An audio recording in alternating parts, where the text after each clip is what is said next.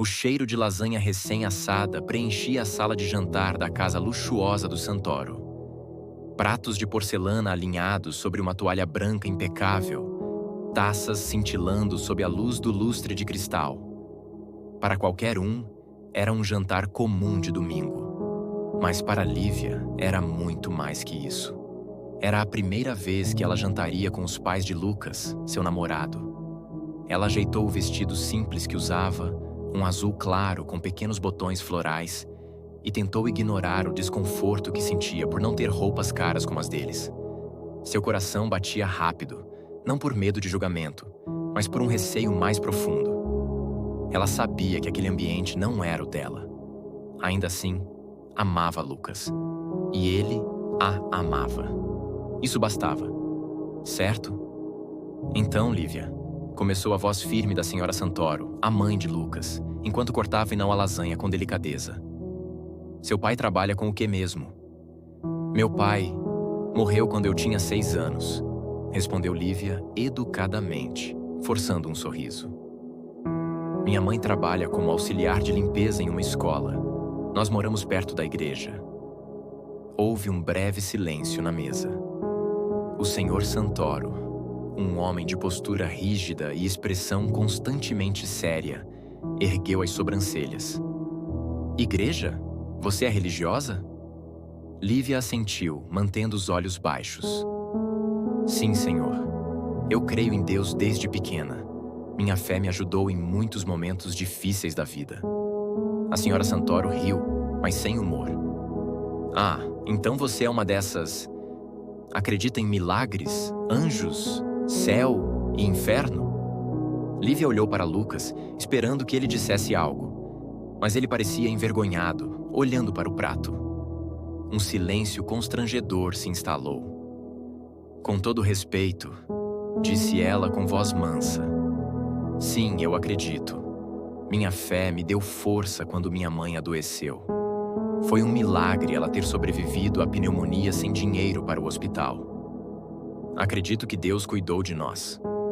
Ou talvez foi só o corpo dela reagindo, retrucou o senhor Santoro, bebendo um gole de vinho. Ciência, medicina. Não precisa invocar um ser invisível para explicar as coisas. Pai, por favor, murmurou Lucas finalmente. Não, filho, é bom sabermos onde estamos nos metendo, disse a mãe dele. Lívia, você parece uma boa menina, mas esse negócio de fé é para os fracos. Gente que não tem nada e precisa de um amigo imaginário para aguentar a vida. Lívia sentiu os olhos arderem, mas não permitiu que as lágrimas caíssem. Ela se endireitou na cadeira, com toda a dignidade que conseguia reunir. Eu entendo que vocês não compartilham da mesma fé, mas para mim, Deus não é uma fuga. É um alicerce. Eu oro por aqueles que duvidam, porque sei que Deus pode tocar qualquer coração, mesmo os mais endurecidos. A senhora Santoro bufou e sorriu com sarcasmo. Que bonitinho. Vai orar por mim também? Quem sabe eu não tenha uma revelação espiritual ao lavar a louça? Lívia não respondeu. Apenas abaixou a cabeça, orando em silêncio. Lucas tocou sua mão discretamente sob a mesa. Ela sentiu a dor dele também, preso entre o amor e a vergonha. Mais tarde naquela noite, já em casa, Lívia chorou. Não pela humilhação, mas pelo vazio que sentiu nos olhos dos pais de Lucas. Ela sabia que a zombaria deles não era pessoal. Era uma resistência a algo que eles não compreendiam. E no fundo, ela sentia que Deus estava apenas começando a escrever aquela história. Os dias que se seguiram ao jantar foram estranhos. Lucas se desculpou repetidas vezes com Lívia, envergonhado pela atitude dos pais. Ele prometeu que aquilo não se repetiria, que tentaria fazê-los entender. Mas Lívia sabia que mudar corações endurecidos não era tarefa humana. Era coisa de Deus. Enquanto isso, a mãe de Lívia continuava sua rotina difícil. Mesmo com dores nas costas, acordava às 5 da manhã todos os dias para pegar 2 ônibus até a escola onde trabalhava. Mas ela não reclamava. Sempre dizia com fé: O Senhor é meu pastor, e nada me faltará. Numa tarde de terça-feira, quando Lucas estava prestes a sair para encontrar Lívia, recebeu uma ligação urgente. A mãe, em prantos, avisou que o pai havia desmaiado na empresa. Estava no hospital. Um AVC. Lucas correu para o pronto-socorro. A imagem do pai, antes tão firme, agora frágil e entubado, o abalou profundamente. O médico foi direto. Ele teve um derrame severo. Precisamos esperar as próximas 48 horas.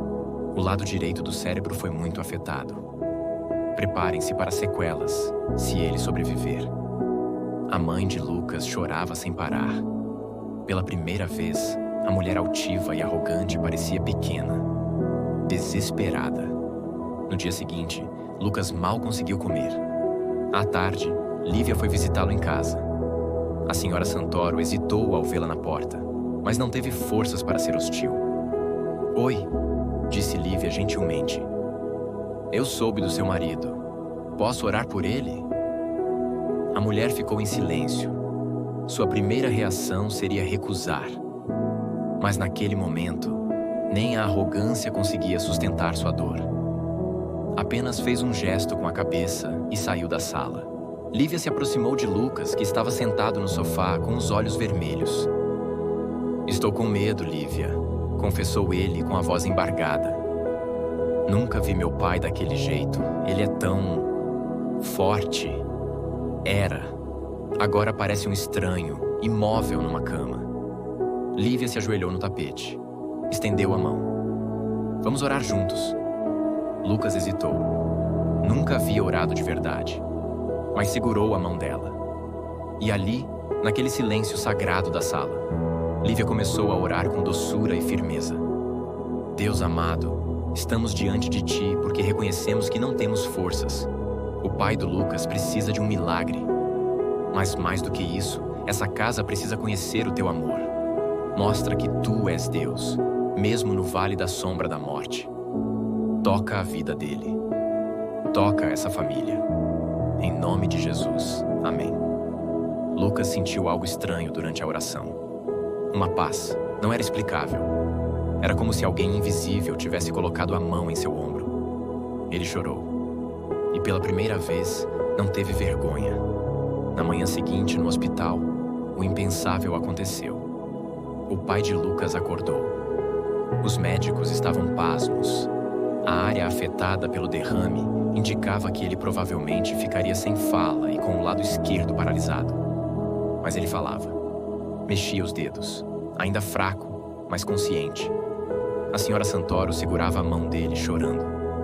Quando o médico se afastou, ela saiu do quarto, tremendo, e encontrou Lucas no corredor. "Ele está falando", disse ela, quase sem acreditar. Lucas assentiu. Lívia orou por ele. A gente orou juntos. Ela ficou em silêncio por um tempo. Depois balançou a cabeça e disse com voz baixa: "Isso não faz sentido nenhum." "Talvez não precise fazer, mãe", respondeu ele. Ela não disse mais nada. Mas naquele momento, pela primeira vez, começou a se perguntar se aquele Deus invisível que ela tanto zombava estaria realmente ouvindo. O pai de Lucas ficou mais alguns dias no hospital, sob observação. Embora ainda precisasse de fisioterapia e cuidados, a recuperação surpreendeu a todos. Os médicos, mesmo com toda a formação científica, diziam que havia algo de incomum no caso. Na manhã de sábado, quando ele finalmente teve alta, a senhora Santoro convidou Lívia para ir até a casa deles. Ela hesitou. O último jantar ainda doía na memória, mas sentia que devia ir. Não por vaidade, mas porque sabia. Algo estava se quebrando dentro daquela família. E Deus estava no meio. Dessa vez, não havia toalha branca nem lustre de cristal iluminando pratos impecáveis. A mesa era simples, sem luxo. O pai de Lucas, sentado em uma cadeira com apoio, parecia menor, mais humilde. Mas havia paz no ambiente. "Oi, Lívia", disse ele com esforço, mas com um sorriso sincero. "Obrigado por vir." "É um prazer", respondeu ela educadamente. A senhora Santoro, que sempre falava com superioridade, agora parecia outra mulher, mais contida, com os olhos marejados. Serviu o jantar em silêncio e, pela primeira vez, não olhou para Lívia como alguém inferior. Durante a refeição, o Sr. Santoro olhou para ela com seriedade. Você acredita mesmo que Deus me curou?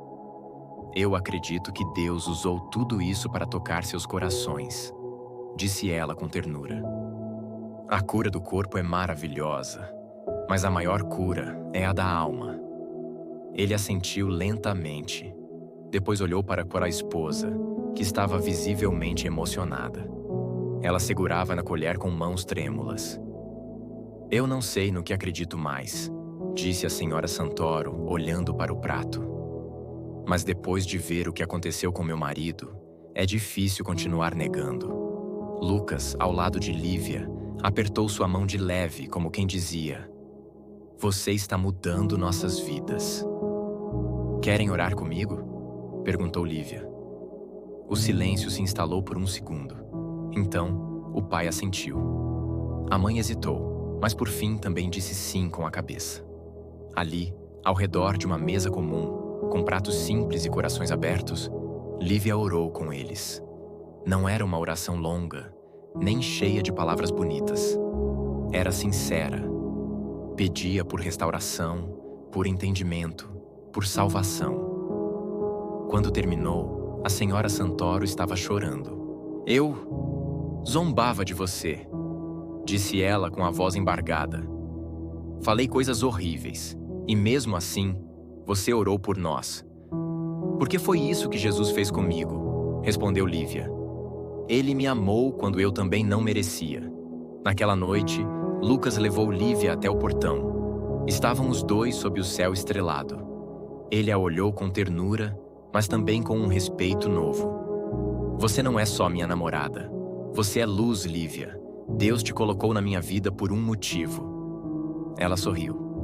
Ele tem planos para você também, Lucas, e para sua família. Antes de ir embora, ela olhou para trás. Pela primeira vez, sentia que aquela casa, que antes parecia tão fria e distante, estava começando a se tornar um lugar onde Deus também habitava. Mas o inimigo não desiste tão fácil. E o maior teste de fé de Lívia ainda estava por vir. O domingo seguinte chegou com um sol tímido e vento gelado. Lívia acordou cedo, como sempre fazia, e foi para pôr a igreja com a mãe. Estava grata por tudo que Deus vinha fazendo, pela recuperação do pai de Lucas, pela mudança nos corações do Santoro e pelo amor sincero entre ela e Lucas, que crescia com cada novo desafio. Mas naquele mesmo dia, a paz foi interrompida. Quando Lívia e a mãe voltaram para casa após o culto, encontraram a porta da frente arrombada. A pequena casa humilde havia sido invadida. As gavetas reviradas, os poucos objetos de valor levados. O ventilador, o rádio antigo, até o celular da mãe, que mal funcionava. O pouco que tinham havia sido tomado. A mãe de Lívia caiu em prantos. Senhor, por quê? Chorava ela, ajoelhada no chão. A gente não tem nada. Por que tirar até o pouco que temos? Lívia tentou ser forte, mas sentiu o peito apertar. Não era revolta. Era um vazio que doía mais do que a perda. Ela subiu até seu quarto e encontrou sua pequena Bíblia jogada no chão, rasgada ao meio. Aquilo doeu como uma punhalada. Naquela noite, pela primeira vez em muito tempo, Lívia se sentou na cama e não orou. Apenas ficou em silêncio, olhando para o teto. Um nó na garganta. Lágrimas silenciosas. Senhor, por que permitiu isso? Eu estou tentando te servir. Estou tentando fazer o bem. Por que agora? No dia seguinte, Lucas foi até a casa dela, abalado com a notícia. Quando a viu, quis abraçá-la, mas ela estava fria. Não com ele, mas com tudo. Parecia longe. Eu não entendo, Lucas, disse ela com a voz baixa. Sua família zombou da minha fé, e ainda assim Deus foi bom com vocês. Mas comigo ele ficou em silêncio. Lucas a segurou pelos ombros com carinho.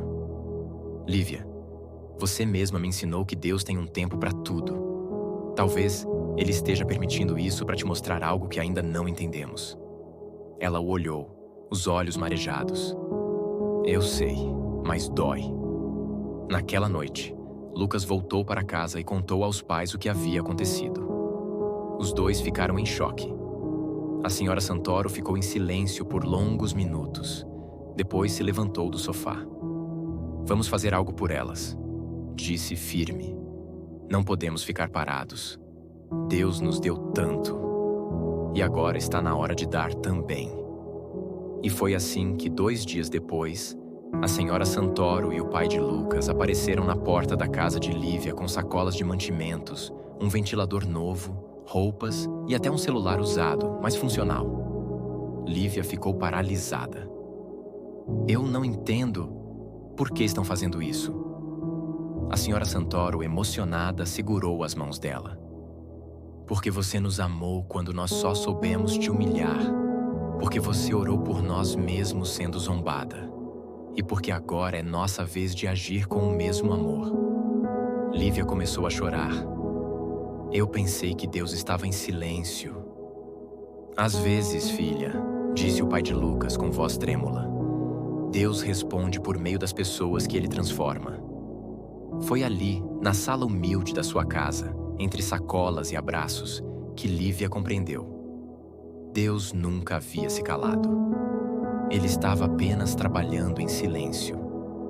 E o maior milagre ainda estava por vir. Meses se passaram desde aquela noite em que Lívia pensou que Deus havia se calado.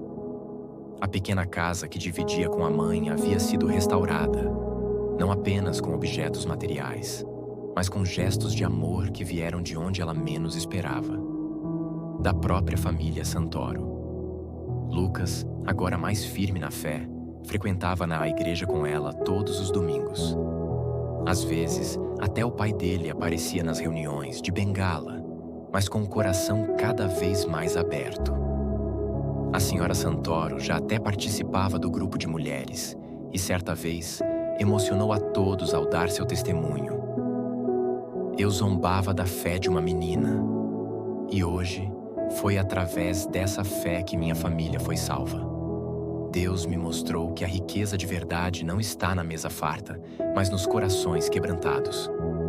A igreja inteira chorou. E Lívia, ali no banco da frente, não conteve as lágrimas. Ela sabia. O que Deus fez na vida daquela família era real. Era milagre. Mas Deus ainda tinha mais. Certa noite, o pastor convidou Lívia para dar uma breve palavra. Era um culto simples, sem muitos visitantes, mas o pedido a surpreendeu. Ela subiu ao púlpito com o coração acelerado, mas cheia de paz. Eu não tenho muitas palavras bonitas, começou ela com a voz mansa. Mas eu tenho vivido milagres que palavras não conseguem explicar. Às vezes a gente pensa que Deus está em silêncio, que Ele nos abandonou. Mas é no silêncio que Ele mais trabalha. Ele me mostrou que a fé não precisa ser defendida com gritos, mas vivida com amor. E que até aqueles que zombam podem um dia estar de mãos dadas com você, dizendo amém. Quando ela terminou, havia um homem no fundo da igreja que chorava discretamente. Era um empresário local, conhecido por sua frieza e indiferença com assuntos espirituais. Ele havia ido à igreja por insistência da esposa, sem expectativa alguma. Mas ali, ouvindo uma menina simples falar com tanto amor e verdade, algo tocou seu coração. Dias depois, ele procurou o pastor. Começou a frequentar a igreja e, após algumas semanas, entregou sua vida a Jesus. Mais tarde contou: Eu não fui alcançado por uma pregação gritada, nem por um show de milagres. Fui tocado por uma história. A história de uma menina que foi humilhada por sua fé, mas respondeu com amor. E assim, o milagre de Lívia alcançou outras vidas. Como uma chama que se espalha, discreta, mas poderosa. Lívia jamais buscou reconhecimento. Ela não queria palmas nem holofotes, queria apenas ser fiel. E Deus, em sua fidelidade, usou sua vida para transformar não apenas uma família, mas toda uma comunidade. Naquele mesmo jantar, onde antes havia zombaria, agora havia oração. A mesa do Santoro se tornara um altar. E Lucas, segurando a mão de Lívia, olhou para ela e disse: "Um dia eu pensei que você não pertencia à nossa casa. Hoje, sei que você foi a resposta de Deus para ela." Lívia sorriu, porque sabia. Aquele jantar, aquele primeiro jantar difícil, havia sido apenas o começo. O céu estava à mesa desde o princípio, só que nem todos tinham percebido. Mas agora, todos sabiam. Onde há fé, há esperança. Onde há amor, há Deus. Se essa história tocou seu coração, compartilhe este vídeo com alguém que precisa de fé, de consolo ou de um recomeço. Você pode ser a ponte para um milagre na vida de outra pessoa. Que Deus abençoe você.